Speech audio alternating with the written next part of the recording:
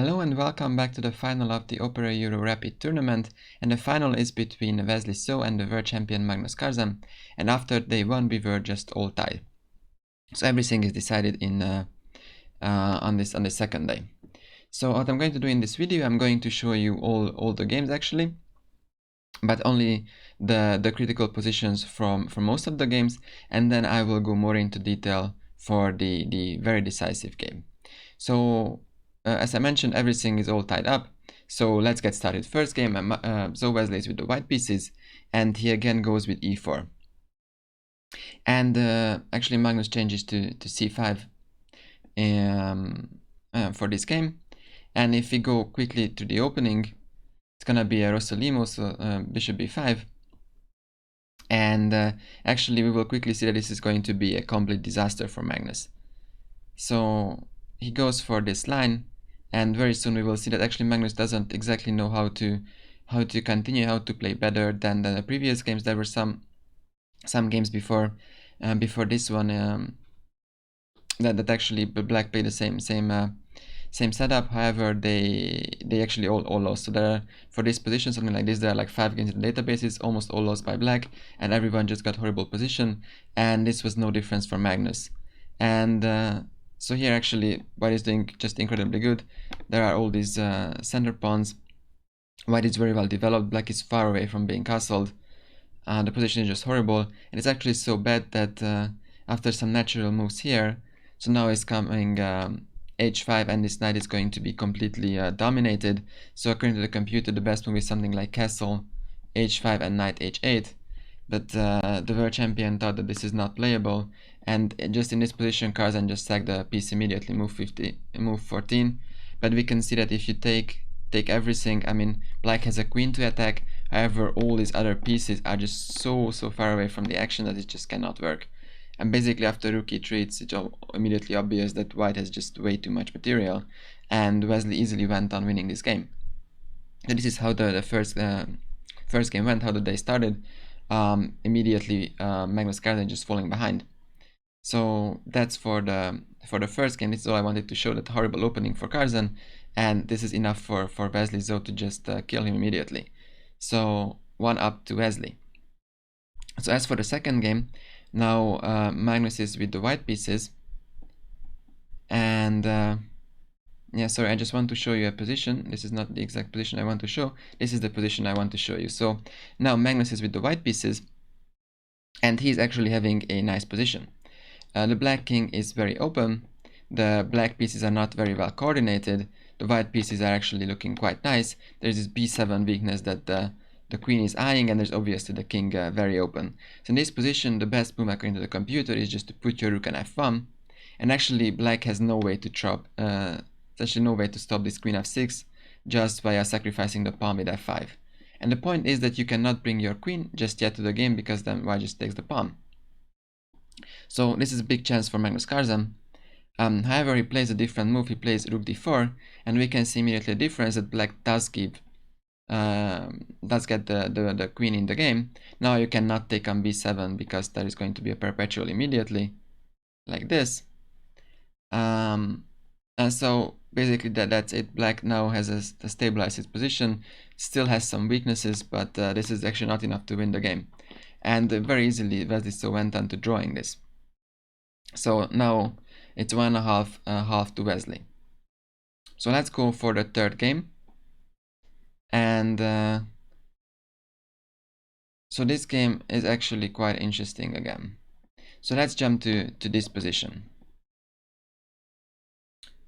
So here again, if we evaluate the position, White has the 2 bishops, but the black pieces are really looking towards the white king and tries to attack. And in this position there is actually a winning move, which I accidentally just showed you. The winning move is knight takes g2. And the point is here is so now basically White has 2 moves, and most likely Carlsen missed the win for bishop takes e6. So bishop takes e6 looks like a very good intermediate move, because you're hitting the queen, and now you can just simply recapture this knight, and after recapturing there will be no weakness on h3.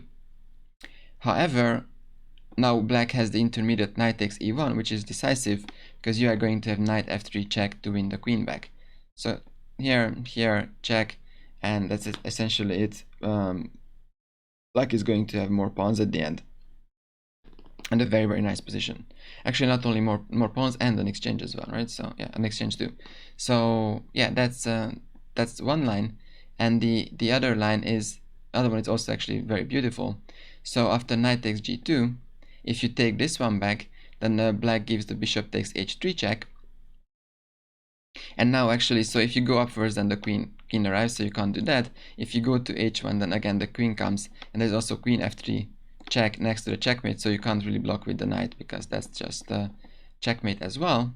So the only move here is to in this position is to go to h2, but now you can play knight h4, threatening to win the win the queen. And if you play knight g3, which just loses the queen, so you can't play knight g2. What do you play here? You play bishop d1. Sorry, you play bishop d1. Very good defensive move at first sight. However, now black has the move bishop g2, and now the queen arrives to h3. There is nobody stopping the lady, and once the queen joins the party, it's checkmate. So for example, knight g3 is just check here, and while there are multiple winning moves, you can play bishop f3. That one wins as well. You can play knight f3, and white is forced to take, and on g2, the game is going to end. So this was a beautiful chance for Carlsen. However, he missed this one. He took on b3, and then well, the game was actually very complicated. Now I'm going to jump to a very interesting position again. So after a takes b, actually came d5, queen d2, and now finally Carlsen did sack the piece on h3. And after exchanging here, we're going to have a very peculiar position. So now comes f4, a knight h4, now threatening to give a fork here, knight h2, d takes e4. So now black does have the 3 pawns for the queen and for the piece, and actually white tries to force the ending, which Magnus Carlsen does embrace actually. So comes queen f2, rook e8, queen f1, and they are going to exchange queens very soon. So in this position, Carlsen does exchange the queens and also takes the bishop. And we actually arrive to this this ending, which at first sight looks like white is doing very well. However, actually not so much, because black is just super quickly coming up with the king and plays g5. I'm not going to go more into detail into this game. This actually did fizzle out to a draw. It was quite interesting, but basically there was not enough imbalance for Carlsen to win the game. At some point, Wesley had enough kind of counterplay via just sacrificing the knight for some pawns, and then the rook ending was just a draw. And so now 2-1 to So Wesley, and now Magnus Carlsen is forced to win with the white pieces against So Wesley. So let's get started here. And this is the game I'm gonna go more into detail, a bit more. So e4 was the choice of Magnus. Comes e5, knight f3, knight c6, bishop c4, knight f6. So we've also seen bishop c5 previously in this tournament against not just the tournament, but against these two players each other. So comes knight f3, d6, bishop c5. This is another order, c3, and in previous games Wesley went with d5. However, now goes for a more solid choice with castle, d6, rook e1, and comes a5. And now Carlsen actually plays a very nice move in the sense of choosing the line. Plays the move bishop g5. And to bishop g5, actually the only reaction black has is playing h6, bishop h4, and g5. So now actually black is forced to weaken his kingside. And even though Carlsen is the one who must win the game, we basically force black to make strategical choices by pushing his kingside pawns. So white actually, as Carlsen, white will have long-term chances against the black king and against these weaknesses on the king side. So it's not actually Carlsen who takes the risk and does something crazy, but actually chooses a line where black is the one who takes the risk. So it's a super nice choice from Carlsen. But it's still theory. So bishop b6 and knight a3. And the point of knight a3 is you want to either reroute your knight this way, or maybe potentially bishop b5 and knight c4. Now comes knight h7. This is all actually, if not move by move, but it's very well known plans. So knight h7 plans h5 to be pushed. Now comes knight c2, h5, and just h3. h4, bishop h2, and g4. So we see that actually, again, it's black who further advances on the king side. Takes, takes, and d4. And d4 is again a beautiful move from Carlsen. The point is that you want to bring your bishop back to e2 to make sure that this pin is eliminated. So this pin, yeah, sorry about this. So this pin is going to be eliminated, and then slowly but surely you can go after the black king. Now comes e takes d4. Carlsen takes with the knight. Well, there is also argument for taking with the pawn and then try to reroute the knight with e3 and maybe to d5. But also taking with the knight is quite logical, because in this position what you want to do is pushing e5 very, very soon. Now comes knight g5, and so now you don't have to play bishop e2 anymore, you can just play queen d3. And if we stop for a second here, then we can actually see that even though black is now able to ruin the pawn structure of white, after taking with the pawn, white is going to be the one who will try to attack. You've got these two bishops, especially this one is very nice. You will try to sidestep with your king, put the rook on the g file, and the black king is just very, very open. So this is how the game goes, bishop h5. So now black tries to put the bishop on g6 to sort of cement, at least have some defender on the king side. But now again Carlsen goes a very dynamic way, pushes e5 immediately. So now the only reaction is basically d5, you have to close. And after bishop b3, bishop on g6 is finally going to come, so there will be at least one defender if necessary. In this position comes a4 from Wesley. And yeah, so this is actually quite crazy. So here white actually does have a crazy winning line, which even the world champion Magnus Carlsen missed. What he played is actually very logical and still keeps a lot of winning chances. So if you want, you can actually try to calculate this. This is also on the thumbnail, so you might know the move. But you can try to calculate the line. Maybe getting like 3 moves ahead is what you need to do, and then the rest, well, it's still complicated, but you might feel that it's checkmate. So yeah, if you want to stop the video, otherwise, so the move is king h1 immediately. You don't bother with the bishop, and if a takes b, rook g1, obviously you cannot go back, because then white just sacks on g6, and that's just checkmate very, very soon. So I mean, I can also show, so check here, check, and the point is that your rook is gonna come with a check, and yeah, that's essentially it. If you go here, then the rook arrives, and this is checkmate. This is very straightforward, but this is not the hard line. The hard line is to calculate what happens if here king h8 comes. And the move here is just beautiful. You have this h2 bishop that is still on the board, and you have to include it in the attack. And the move is e6. And this is most likely Carlsen did see up to this point, that probably he missed e6. And this is essentially it. Bishop e5 is coming with a huge power. Well, black's only move to sort of stay in the game is f6. But now you include your queen attacking this guy, and there will be no way to defend, because now the white queen is gonna go queen f4 and queen h6. So after bishop a8 or something, now it's queen f4, and that ends the game. Queen h6 is not possible to defend against. If you put your queen, then it's just check, check, and unfortunately your rook was hanging, and that's it. So an amazing chance. However, it was again missed by Magnus Carlsen. So several tactical chances missed by Carlsen on this day. However, after bishop d1, Carlsen played that the game is still wide open. I mean, not open. White is doing really very well. So queen g5 check. This looks quite a strange, because you are just moving into this big tempo with rook g1. Now comes bishop g6. Queen sidesteps.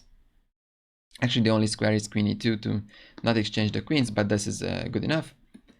Now comes bishop takes d4, so black does need to take a pawn. Rook g1, queen h5. And so this is, again, like in the critical position. And again, Carlsen does have a win in this position as well. And the move is quite straightforward. If you want to think, you can stop the video. The move is very straightforward. So what you would like to do here is you have to eliminate this g6 bishop. So you play the move rook g4 with the tempi attacking this guy. After c5, you just play bishop c2, again going for this guy. And you want to just double up on the g file. And there's nothing black can do about this. So you can play rook e6. That seems like including another defender. However, now you just double up on the g file, king h8 for example, and f4 is going to decide again because f5 is coming. And the point is, if you remove your bishop, bishop c2, then rook g8 check, a discovered attack, and this is it. You won the queen. So yeah, rook g4. I mean, this line doesn't look as forced, just like taking pieces or giving checks. However, this is actually forced. You have to play c5, bishop c2. You have to bring up the rook, and you just double up on the g file. Black sidesteps and f4, and there's no defense anymore. So this is basically a forced win, but very logical moves from white. But again, Carlsen was just thinking and missed this opportunity as well. And the thing is that after this, he played the move queen d2 instead of the rook g4, and now c5, rook and f4. So this was his point. However, now after queen h6, he is the one getting pinned. You cannot push your f pawn for a time being because of this pin, and yeah, now black is in control. Black is up a pawn. His pieces are starting to be quite active. White is a bit discombobulated. His bishop looks very strange, should be on c2. And yeah, now white plays the move rook g5, planning to push f5. However, now comes f6, beautiful move. And now black is just well coordinated, and this is essentially it. Bishop takes f6. You can take this guy with a check, but now if we stop again for a second, material is even, I believe. You have this horrible pawn structure, but most importantly, the black pieces are just ready to jump. Rook d8, last one to joining the party. There is also e3 coming. There is a spin. This is it actually. Magnus Carlsen now in this position. It's very obvious. Magnus Carlsen is not going to win this game. He should lose the normal circumstances, but the draw is enough for Wesley So to win this event. And yeah, I'm not going to actually bore you with the rest of the game in detail. Now h3 essentially decided the game. You are pinned along this guy, and that's it. Here's a queen coming, so now the pieces are exchanged, and black ended up being up on exchange. This bishop on h2 is just horrible. And yeah, there's not much left here to do actually. Black obviously wants to exchange some pieces. Draw is also enough. Carlsen still tries to create some things, but actually there's nothing left in the position. And this is like -5 or something according to the computer. They are still playing on because this is the final game, and Carlsen would like to hang on to it as long as he can. But here there's just a perpetual check actually that ends the game. So this is still completely winning. Now rook d2 comes and queen h4 comes. But Wesley just gave a perpetual here, or repeated moves, and then yeah, here's the perpetual. You cannot even go on with king e2. I mean, among other things. Rook e1 is the queen, but queen e1 is checkmate as well. So somewhere they repeated, and well, Magnus Carlsen basically gave up. So repeated, and that was it. Yeah, so Wesley just beautiful play on the second day, and he did manage to win. Yeah, so Carlsen missed actually very many tactical opportunities. So first game he just threw in the towel without a fight. It's just so unlike him. But okay, that happened. But after that he had the chances. Second game I showed you this rook and queen ending. He was better, but he wasn't even able to push even a little bit. Then game 3 with the black pieces, it's knight takes g2. This sacrifice here in front of the king was winning, and also several other options. He missed them as well.